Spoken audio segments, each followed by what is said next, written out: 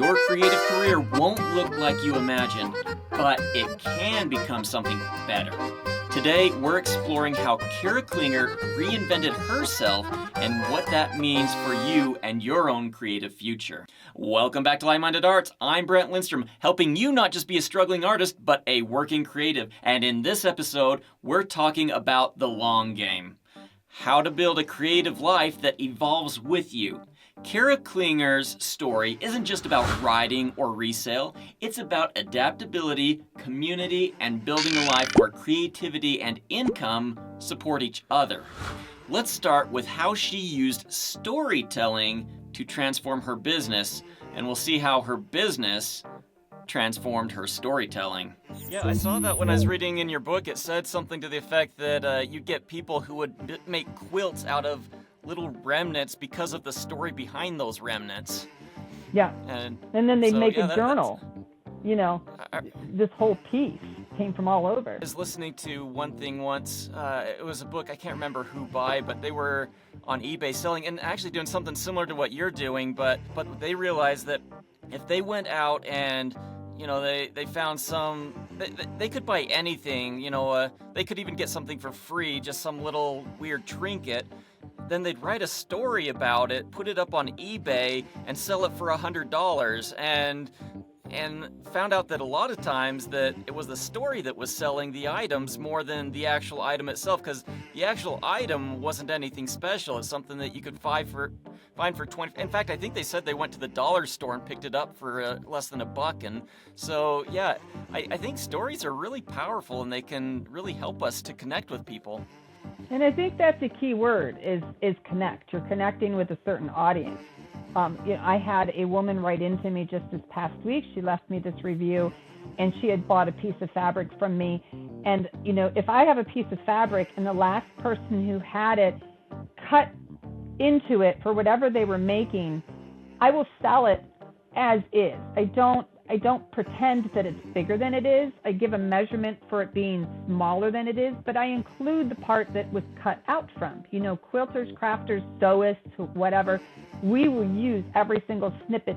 We save everything. So I include all of it.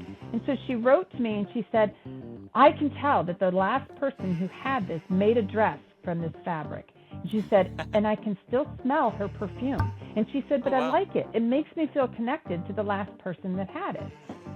And I was like, because, I try very, very hard to present every textile that I sell as having no odor at all, because there's a lot of people that are offended by odors. Some people can't tolerate perfume or smoke or musk. Textiles come to me with all kinds of smells on them. Everybody's house smells like something. And I even created a product, which that's the Grammy Whammy that was in my profile, but I created that along the way to remove the odors. It doesn't cover it up. It doesn't make it smell like something different. It's designed to remove the odor.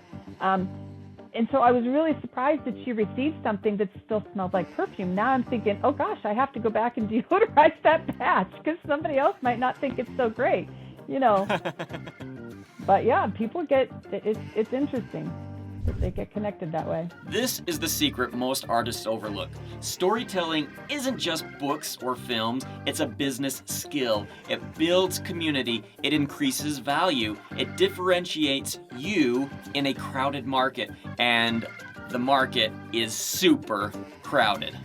Okay, so I see a third book in the series. I just kind of envisioned that there would be a Fabric Wars trilogy.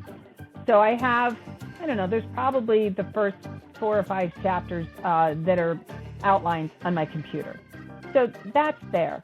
And the shops and the books kind of go together. So if I get to the point where I'm no longer in resale, well, the stories aren't going to be there anymore to support it. They hold each other's hands. They're a team, the books and the shop. At 57, I love buying and selling. I probably will do it as long as I can do it because it's exciting to buy something and to make money off of it. I've always gotten a big thrill out of that. So I don't see that ever changing. But in the way that I obtain what I sell, that's changing. Right now, the best auctions for me to go to are the ones that are on-site estate auctions. It's the old, I live in the Midwest. And so you have all of these old homesteads where the families have lived there for 3-4 generations, and the best sales are to go to the last generation who's finally selling the property, and that attic still holds everything from all the prior generations. Those are the best sales. It's in person. That's where I make all those human connections and where all of my stories really come from.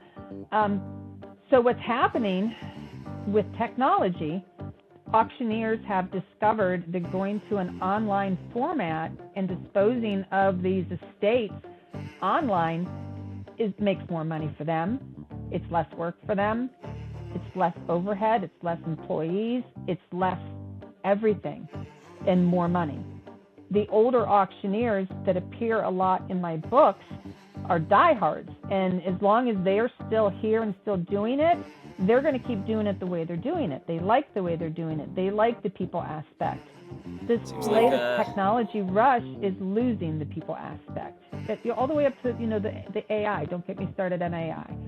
But it's that's just interesting. It seems like everything just moves and adapts and changes, and yeah, it a lot of times it does. It loses that human touch to it. It's kind of sad in a way. I mean, it's more profit-driven than people-driven. And this is a powerful reminder that reinvention doesn't stop.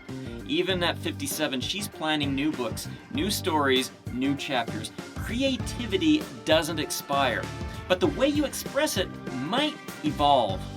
This is actually the reality for all of us. The creative landscape is shifting so fast. AI, online marketplaces, automation, everything is changing. And the artists who thrive are the ones who adapt. And we have a 5-acre hobby farm out here in rural Ohio with a pond and fish to catch and an old pontoon boat with a water slide and kayaks and horses and ducks and chickens that they hatched from eggs.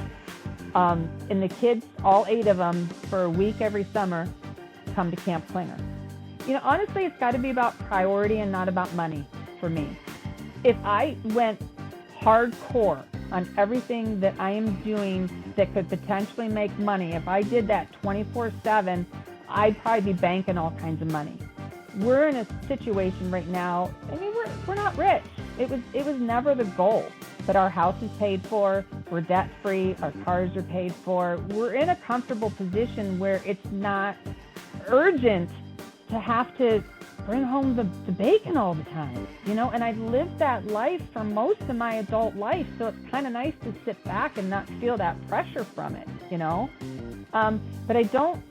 It has to not be about making the money. It has to be about people, and our grandkids are extremely important to me, and my relationship with them is extremely important to me. And if I find out that they're coming for the weekend, I will drop everything. And my brain will be telling me, oh gosh, no, you really need to work. You really need to do this. And then it's like, stop it. Just do it. Because the work is always going to be there, and your grandkids are not always going to be little. And the oldest of them she's 13, and she is excited for camp every single year. What are we doing at camp this year? What are we doing at camp this year? This is what a creative life looks like. When you build it intentionally, it's not just about the money, it's about the meaning, community, family, and creating things that outlast you. Kara's journey proves that financial security as an artist isn't about one big break. It's about adaptability, storytelling, community, and building a life where creativity and income support each other. Your path won't look like anyone else's, and that's the point. Thanks for watching, and I'll see you in the next one. I did not go to college, but I still always believed in my ability to tell a story. If you want to find out more about Kara, check the link in the description. And also, if you want to catch the whole interview, go on over to my podcast at the Light-Minded Arts Podcast. There you can see the whole interview, not just the short snippets that I've shown you here. I'll see you next time.